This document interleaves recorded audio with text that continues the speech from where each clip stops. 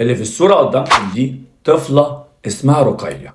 رقية طفلة عندها 11 سنة، اتقتلت بطريقة بشعة جدا، والسبب ما كانش مستدعي كل اللي حصل ده. هو ايه اللي حصل وايه الحكاية؟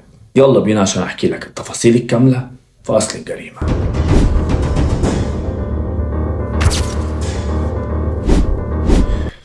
رقية من محافظة الجيزة، وتحديدا من منطقة اسمها البراجيل تابعة لمركز أوسيم.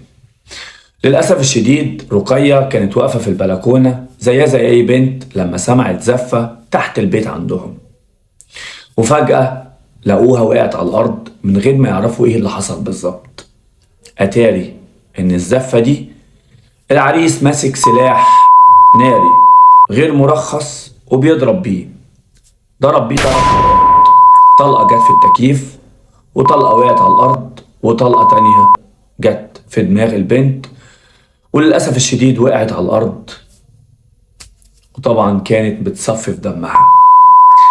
أبوها طبعا كان سامع أمها وهي بتصرخ، مش عارف في إيه ومش فاهم إيه اللي بيحصل بالظبط، فدخل بسرعة لقى البنت سايحة في دمها. أخدها بسرعة زي ما انتوا شايفين في الصورة كده ونازل على السلم. العريس طبعا كان شايفه، يعني حتى ما سألوش فيه إيه، ولكن للأسف الشديد لما نزل تحت شاف عربيات كتير بيسأل الناس، يعني طب حد يلحقني يا جماعة، حد يجيب عربية بسرعة عشان نودي البنت المستشفى. مفيش أي حد سمع له ولا أي حد حتى يعني فكر يساعده، لحد ما طلع ابنه بسرعة، طلع جري وفتح له باب العربية بتاعته، وطلعوا طبعا راحوا على المستشفى، ولكن للأسف الشديد كانت البنت اتوفت. بيقول أنا قلت خلاص قضاء وقدر وربنا يعني أخد أمانته، ولكن لما اتفاجئ إن البنت مضروبة في دماغها بطلقة، هنا طبعا الكلام اتغير.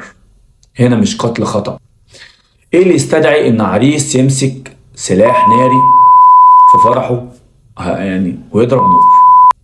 ايه الانبساط في كده؟ يعني انتم شغالين ابتدوا بوازيك ومهرجانات وعاملين تعملوا يعني حاجات، طيب ايه بقى المستدعي ان انت تمسك كمان سلاح ناري وتضرب بيه؟ ثم اللي بيضرب ده المفروض بيبص هو بيضرب فين، خصوصا ان انت في وسط اماكن شعبية او وسط مثلا اماكن فيها بيوت. ايه الفايدة؟ طبعا زي ما انتوا شايفين العريس اخد بعضه بسرعة، او العروسة كمان سابت الشقة ومشيت. والاغرب من كده انه لما رجع الراجل المنطقة عرف ان كل المعازيم هربوا، بما فيهم كمان العروسة والعريس اللي تم القبض عليه على طول طبعا.